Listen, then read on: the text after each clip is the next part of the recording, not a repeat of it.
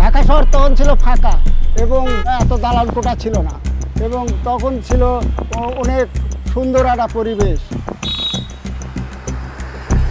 এখানে প্রকৃতির পাখিরাই ঠিক মতো থাকতে পারছে না, আমরা তো চিন্তাই করতে পারি না। আমরা নিজেদের ইন্টারভেনশন করে, নিজেদের কোনো প্রচেষ্টা করে বাংলাদেশের কোনো পার্টে আমরা বায়ু দূষণ কোনোভাবে কমাতে পারি না। যদি কোনো কিছু অবৈধ থাকে সেটাকে ভেঙেই আসলে আবার সুন্দর করে করতে হবে, না হলে আস্তে আস্তে এমন একটা দিকে যাব তখন আর ফেরার পথ থাকবে না।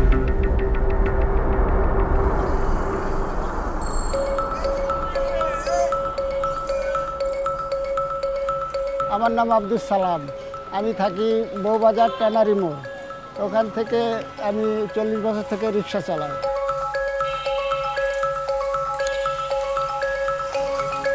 এবং আমার পরিবারে 8 জন লোক, আমি এই রিক্সা চলে তাদের জীবন নির্বাহ করে দিন কাটা, ডাল ভাত খাই।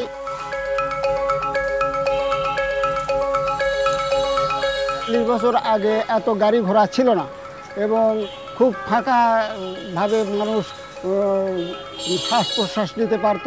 দিনটা অনেক পাল্টে গেছে এবং সেরকম আর নেই।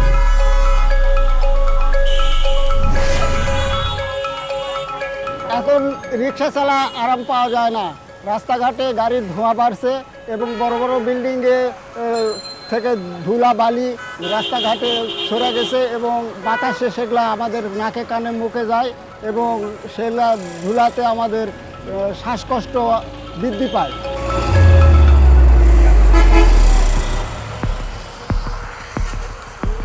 আমাদের বর্জ্য মিসম্যানেজমেন্টের কারণে 3 ডাইমেনশনাল প্রবলেম হচ্ছে, মাটি, পানি, বায়ু তিনটিই দূষিত হচ্ছে। এই ক্ষেত্রে যে শুধুমাত্র বর্জ্য থেকে যে ধোঁয়া পোড়ানোর কারণে ধোঁয়া বায়ু দূষণ হচ্ছে তা না, এই বর্জ্য যেখানে সেখানে ফেলে রাখার কারণে অণুজীবগুলো বাতাসে ভেসে বেড়াচ্ছে এবং অনেক মাইক্রোবিয়াল প্যাথোজেন মানুষকে ইনফেকশন সৃষ্টি করছে বিভিন্নভাবে।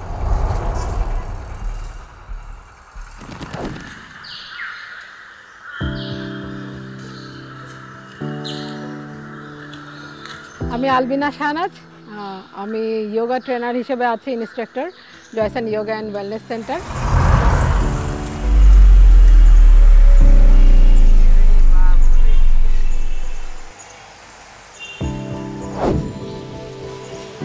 বিটরুট নাই?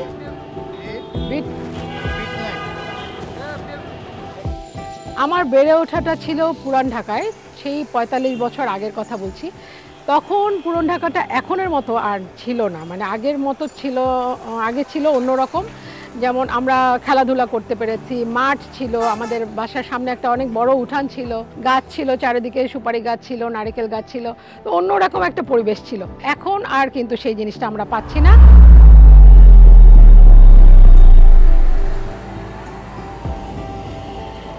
বড় বড় বিল্ডিং হচ্ছে, সেখানে কিন্তু পানি দেওয়া হচ্ছে না, যার জন্য ডাস্ট, একদম এত ডাস্ট, আমরা বের হলে নিঃশ্বাস নিতে পারি না।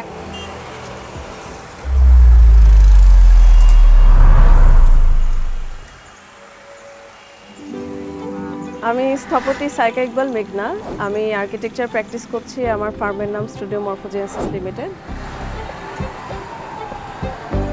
যেটা আমরা এখন খুব জোর দিই যে রিইউজ, রিপারপাস এবং রিসাইকেল করা, একটা যে কোনো প্রজেক্টকে ইউ ক্যান ট্রান্সফর্ম, বাট ওইটার বেসিক কাঠামোটা ঠিক রেখে আমরা কিন্তু ওয়ালগুলো নিয়ে কাজ করতে পারি, আমরা গ্রিন রুফ অ্যাড করতে পারি, গ্রিন ফাসাদ অ্যাড করতে পারি। সো এটা সম্ভব, মানে আর্কিটেকচারাল যে আমাদের নলেজ আছে বা আমাদের যে সাস্টেনেবিলিটির যে এক্সপার্টাইজ আমাদের আছে বা অন্য যে এক্সপার্ট আছে তাদের সাথে কোলাবোরেট করে আমি মনে করি যে পুরানো যে বিল্ডিংগুলো যেগুলো ভেঙে ফেলাটা ফিজিবল না, বাট ওগুলোকে হয়তো ট্রান্সফর্ম করে খুব ভালো কোনো রিপারপাস করা সম্ভব।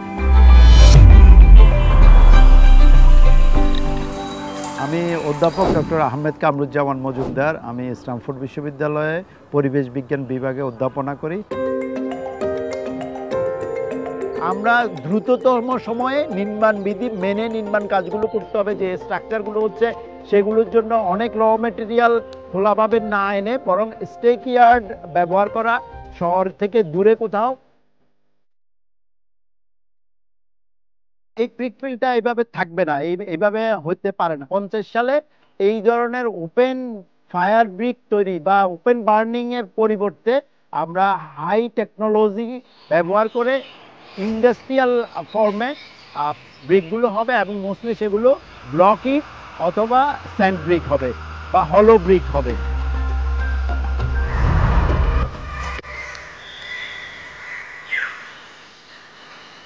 আসলে করোনা আমাদেরকে একটা জিনিস মানে শিখেছে, যেটা হলো নিঃশ্বাস। আমাদের বডির সবচেয়ে ইম্পর্টেন্ট জিনিস হলো নিঃশ্বাস, যেটা ছাড়া আমরা বাঁচতে পারি না। দেখেন, আপনি হয়তোবা কোমাতে আছেন, আপনি লাইফ সাপোর্টে, কিছুই চলছে না, শুধু নিঃশ্বাসটা চলছে।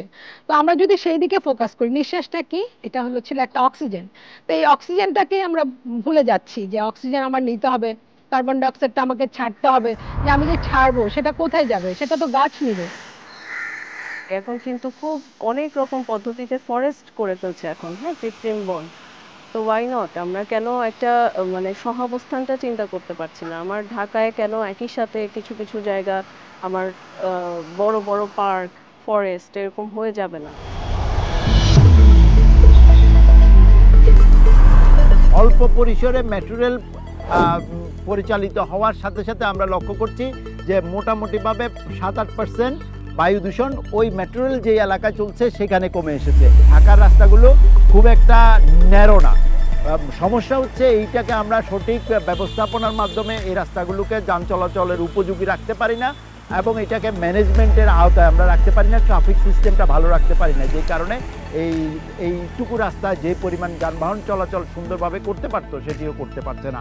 ফলে এইটি যদি আমরা ডিসিপ্লিনে নিয়ে আসতে পারি তাহলে আমরা ইমার্জেন্সি লেন এবং সাইকেল লেন এই দুটিকে কোঅর্ডিনেশন করে আমরা আলাদা একটা লেন বের করা আমাদের জন্য কঠিন না। এই পরিবেশে আপনাকে মানিয়ে চলার জন্য অবশ্যই যোগা। আর যোগা যেটা করছে বডিটার সাথে আপনার মাইন্ডটাকে, আপনার বডির ভেতরের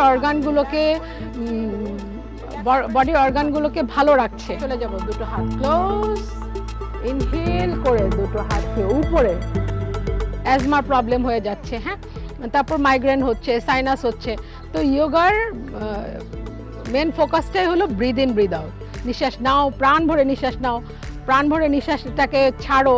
তো সেটা ছাড়ছি আর নিচ্ছি, কোথায় ছাড়ছি কোথায় নিচ্ছি, এটাকে যদি আমি আবার ফোকাস করতে যাই আমার আবার গাছে চলে আসতে হয়।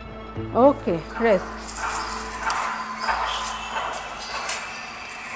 যেমন আমি এই জায়গায় যখন বিকেলে সারা দিনের ব্যস্ততার পরে হাজব্যান্ড বাচ্চারা সারাদিন যাই করি, বিকেলবেলা এসে যখন ছাদে কেউ পানি দিচ্ছি, কেউ গাছের আগাছা পরিষ্কার করছি, কেউ ফল তুলছি, তারপর একটু চা খাচ্ছি, অন্যরকম একটা শান্তি। তো এইটা হলে আসলে আমরা যে পলিউশনগুলো, সাউন্ড পলিউশন, তারপর এয়ার পলিউশন, এই পলিউশনগুলো থেকে আমরা বের হয়ে আসতে পারবো।